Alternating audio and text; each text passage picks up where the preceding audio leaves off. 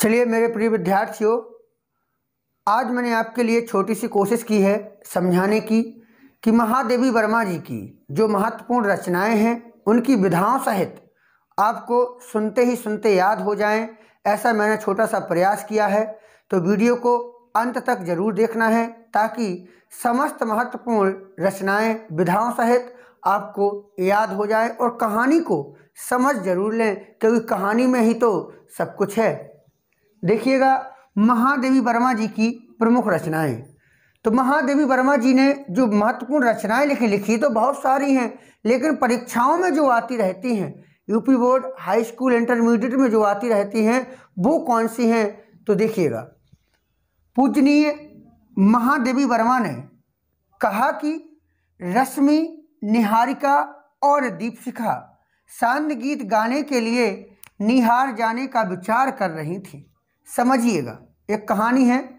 तो रश्मि और निहारिका, ठीक है, यानी कि इसमें ये भी समझ लो कि जो नीले कलर से लिखा है वो रचनाएं हैं, ठीक है ना। अब देखिएगा कि रश्मि और निहारिका, ठीक है ना, तो रश्मि और निहारिका जो सहेलियां हैं, दीपशिखा भी सहेली है। तो ये सांध्य गीत यानी कि शाम के समय जो गीत गाया जाता है उसे हम कहते हैं सांध्य गीत। तो सांध्य गीत गाने के लिए निहार एक गांव का नाम समझ लीजिए, किसी स्थान का नाम समझ लीजिए। तो निहार जाने का विचार कर रही थी। रश्मि, निहारिका और दीपशिखा सांध्य गीत गाने के लिए निहार जाने का विचार कर रही थी। तब संस्मरण हुआ। संस्मरण यानी कि इनकी विधा है। ये सभी कविताएं थी, रश्मि, निहारिका, दीपशिखा, सांध्य गीत, निहार, महादेवी वर्मा जी की एक कविताएं हैं, ठीक है। तब संस्मरण हुआ, इनकी विधा आगे संस्मरण विधा है। तो संस्मरण हुआ कि पथ के साथी और मेरा परिवार भी चलना चाहिए। तो संस्मरण यानी कि याद रहा, स्मरण हुआ। तो बेटा याद रखना है कि कभी भी कहीं पर आप जाएं अच्छे कार्य के लिए तो पथ के साथी भी होना बहुत ज़रूरी है। अगर मार्ग में आपको कोई साथी ना मिले तो मार्ग बेकार लगता है, पथ बेकार लगता है। और कभी भी सांध्य गीत के लिए कहीं जा रहे हों और परिवार ना हो तो भी अच्छा नहीं लगता है, ठीक है ना। तो संस्मरण हुआ कि पथ के साथी और मेरा परिवार भी चलना चाहिए, ठीक है ना। फिर क्या हुआ? तब कुछ नया करने का संकलन किया। संकलन यानी कि संकल्प होना चाहिए, वैसे मैंने याद कराने के लिए संकलन, क्योंकि विधा है। तो तब कुछ नया करने का संकलन किया कि आज भैया हम कुछ नया करेंगे, एक संकल्प टाइप में ले लिया। क्या कि आत्मिका और स्मारिका ये नाम है, ठीक है। ये दो लड़कियां और हैं, सहेलियां हैं, रश्मि, निहारिका, दीपशिखा की, कि आत्मिका और स्मारिका गीत पर्व पर दीप गीत हिमालय पर गाएंगी। निश्चित कर लिया, काम बांट दिए गए हैं कि भैया किसे क्या करना है। तो बांटा गया कि आत्मिका और स्मारिका गीत पर्व, एक पर्व था गीतों का पर्व, ठीक है ना, जहां पर हर कोई भाग ले रहा था, प्रतियोगिताएं चल रही थी।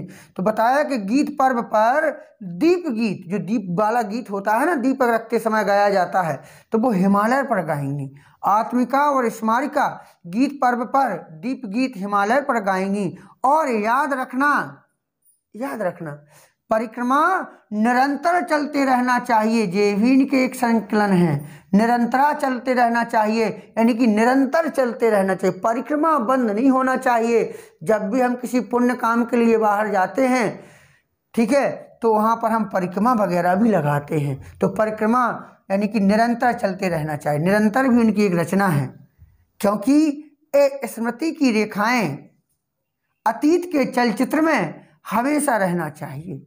अतीत के चलचित्र, तो रेखांचित एक विधा है, ठीक है ना।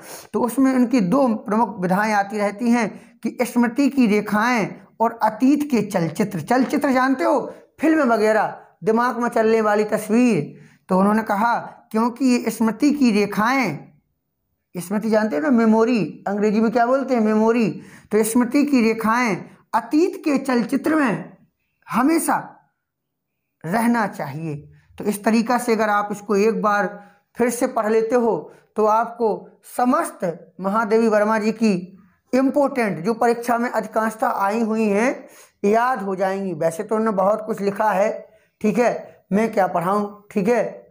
बट कोशिश करी है। अगर आप भी चाहते हैं कि ऐसे वीडियो हमें हमेशा मिलते रहें तो चैनल को सब्सक्राइब कर लें, ताकि आने वाले वीडियो की नोटिफिकेशन आपको सबसे पहले मिल जाए। धन्यवाद।